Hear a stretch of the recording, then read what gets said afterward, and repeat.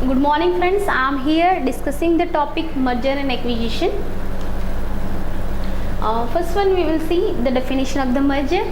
Merger involves combination of all the assets, liabilities, loans and businesses on an ongoing concern basis of two or more companies such that one of them survives. Merger एक condition है जहाँ पे दो companies combine होती है और ये दो कंपनीज की liabilities, loans and ongoing business दोनों कंबाइन होता है और एज ए वन वो रन करते हैं बिजनेस, उसे हम मर्जर बोलते हैं। Merger is primarily strategy of inorganic growth, जहाँ पे बोथ कंपनी का ग्रोथ कोई रीज़न से ग्रोथ नहीं हो पाता है, एट दैट टाइम दो कंपनीज मर्ज होती है एंड ग्रोथ अचीव करने के लिए ये बेस्ट स्ट्रेटेजी है। एग्जाम्पल है Reliance group of companies. Merger is two companies come together to become one. Example, A company plus B company is equal to C company. All the liabilities of the A company and all the liabilities of the B company as well as assets and loans combined together and it forms C company. Reasons for mergers are there. First one, allows firms to grow in size. Second one, decrease competition. Third one, move into new business. जहाँ पे भी business growth करने के लिए opportunity arise करनी है at the time merger होगा। Decrease competition decrease करने के लिए मर्जर होता है एंड मूविंग न्यू एरियाज में एंटर करने के लिए कंपनीज मर्ज होती हैं। Merger there are three types of merger. First one horizontal merger, second one vertical merger and third one conglomerate merger. We will see one by one. First one is the horizontal merger, combines two or more firms had produced the same kinds of goods. You can see one airlines, Delta Airlines, combines with Northwest Airlines and it forms Delta Airlines. This is the horizontal merger. In this merger, two same company combines and form one company. Characteristics of horizontal merger: companies producing similar goods and service combines together. Whenever direct competition are there, horizontal merger is take place. Efficient economies of the scales decrease होता है, उसको increase करने के लिए horizontal merger होता है। Effect can be extremely small or extremely huge. Second one types is the vertical merger. Same business but on a different level. दो same business होता है बट बिजनेस के लेवल्स मर्ज होते हैं, उसे हम वर्टिकल मर्जर बोलते हैं। Different goods of the service for same finish goods. There are two types, forward integration and second one backward integration. Forward integration में बिजनेस के फॉरवर्ड जो लेवल है, डिस्ट्रीब्यूशन चैनल का लेवल है, फॉरवर्ड लेवल, उसके साथ कंपनी मर्ज होती है। एग्जाम्पल है customer and a company. The business is combined with the distributor, it is called as forward integration. Backward integration, company distribution channel के backward part है, level है, उसके साथ मर्ज होती है। एग्जाम्पल है the business is combined with the suppliers. Reasons for vertical merger: to ensure quality and availability and reduce transaction cost. Vertical merger example: brings together firms involved in different stages or of manufacturing or marketing to protect against the loss of suppliers.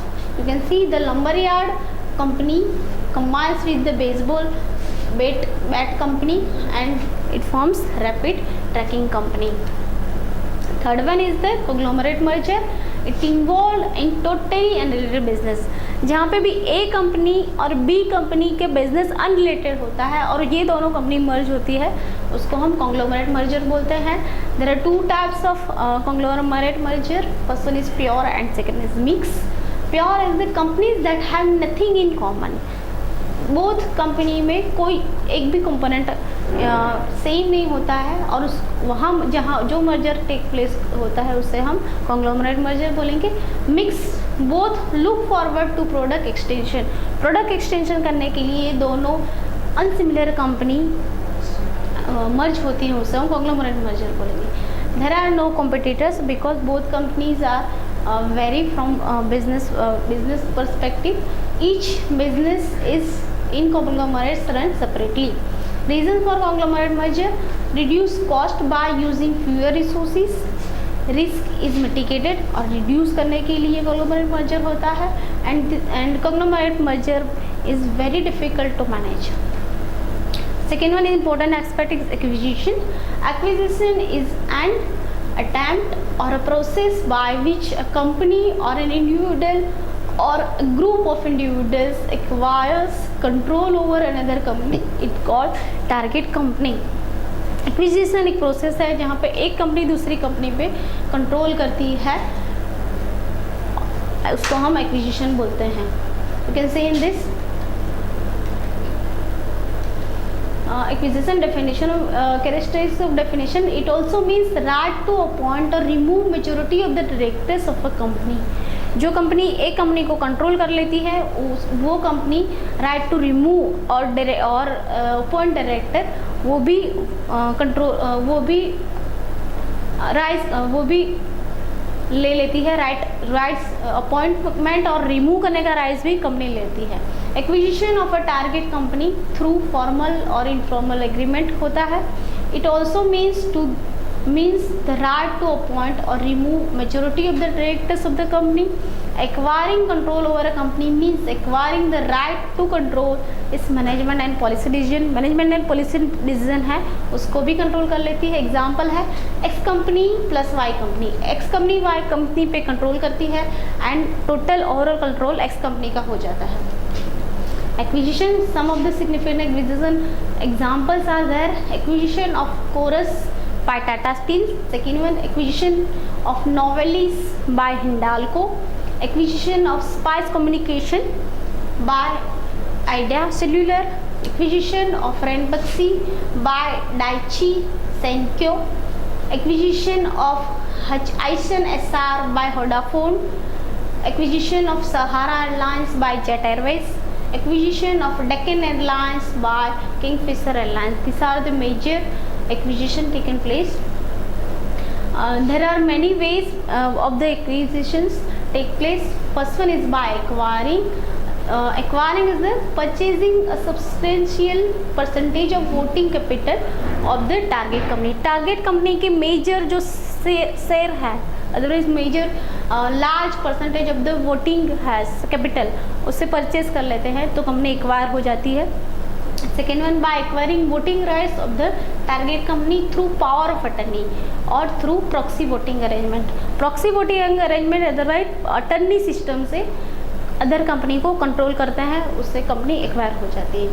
Bye acquiring control over an investment और holding company whether listed or unlisted that in turn holds controlling interest in the target company. By acquiring control होल्ड करने से company acquire हो जाती है. By simply acquiring management control through formal or informal understanding or agreement with existing persons in control of the target. Management है उससे control करने से कंपनी एक्वायर हो जाती है. Acquisition of this four as the types for acquisition. Acquisition of a target company through acquisition of its SAS.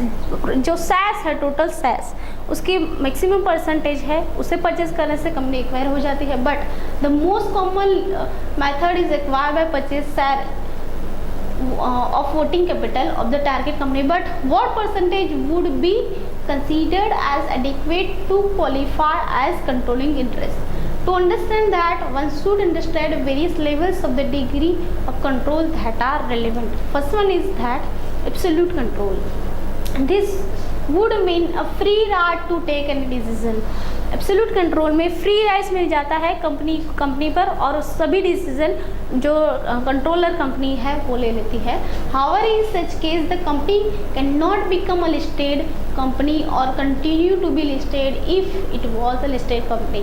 Absolute control जब other company का हो जाता है, वहाँ पे टारगेट कंपनी लिस्टेड हो तो आफ्टर वर्ड्स वो लिस्टेड नहीं रहती है. The condition of minimum 2 members for a private company or 7 members for a public company will have to be complied with. Minimum condition है प्राइवेट कंपनी के 2 directors होने चाहिए एब्सोल्यूट कंट्रोल के लिए, एंड पब्लिक कंपनी में 7 members directors होने चाहिए. Second one, practically absolute control. This can be defined as an ability to get any and all resolution passed in the general body meetings of the shareholders. Practically absolute control लेने के लिए resolution pass करते हैं, और ये resolution pass करने के लिए शेयर होल्डर्स की मीटिंग बुलाई जाती है, और जनरल बॉडी की ये मीटिंग में रिजोल्यूशन पास होता है through the consent of the share holders. At that time practically absolute control pass on होता है. Most of the important decision such as further issue of capital other than rights issue, buy back of the shares, reduction of the capital, delisting of the company, etc. can be taken only by passing this special resolution. A special resolution can be passed if at least 75% of the shareholders by value voters in favor of the special resolution. Special resolution जो है वहाँ पे 75% जो share holders है वो favour में 75% share holders है वो वोट करने के लिए रेडी हो eight the time special resolution pass on होता है. Second one, general control over a company. Those decisions which do not require passing of the special resolution under the Companies Act 1956, but which nevertheless require shareholders approval have to be taken by passing ordinary resolution. General control ordinary resolution से पास हो जाता है under the Companies 1956. Acquisition of the target company through power of the attorney. Power of the attorney is the normal otherwise general process by which acquisition is taken place. This is a commonly used effective acquisition of the company. It could be used only as a short-term tactic, probably as a prosecutor to the substantial acquisition of the shares from existing promoters or a faction of the existing promoters who pending the conclusions and the memorandum of understanding, it is MOU, to sell his shares to the acquirer may allow him to vote on their behalf on certain key resolution. Acquisition by the target company with the power of attorney, more of the large number of the shares other company जहाँ पे purchase कर लेती है और control handle कर लेती है, उसे हम company acquisition through the power of attorney बोलते हैं. There is difference between merger and acquisition. Merger, in the merger the case when 2 companies offered the same size decide to move forward as a single new company instead of operating business separately. 2 company जो है वो separate business करती है, otherwise same size होती है, वो combine हो गई एक कंपनी रन करती है, ऐसा डिसाइड करती है, उसे हम मर्जर बोलेंगे. The case when one company takes over another company establishment itself as a new owner of the business. जहाँ पे एक कंपनी दूसरी कंपनी को कंट्रोल करती है and as a new business exist करती है, उसे हम एक्विजिशन बोलेंगे. Second one, the stocks of both the companies are surrender while new stocks are issued afresh. Both company जो दोनों कंपनी जो मर्ज होती है वो मर्जर में दोनों कंपनी का स्टॉक मर्ज हो जाता है और न्यू नेम से वो अराइज होता है. In acquisition the buyer company swallows the business of the target company which cease to exist. यहाँ पे टारगेट कंपनी है उसको कंट्रोलर कंपनी है वो स्वैलो कर देती है और पूरा जो बिजनेस है उसे कंट्रोल करती है. एग्जाम्पल है X company plus Y company merge होती है और न्यू कंपनी एजेड कंपनी बनती है. एक्विजिशन में एक्स कंपनी वाई कंपनी को कंट्रोल करती है एंड द नेम वाई ऐसे एक्स कंपनी वो एग्जिस्ट होती है. यहाँ पे हम देख सकते हैं this is X company and this is Y company. Acquisition में एक्स कंपनी वाई कंपनी को कंट्रोल कर देती है और एज ए सिंगल एक्विजिशन होता है. X company plus Y company ये मर्जर है और X company plus Y company होती है, और एक्स प्लस और वाई कंपनी में बोथ एक्स प्लस वाई दोनों का एग्जिस्टेंस सेम रहता है. This is all for the acquisition and merger. Thank you all.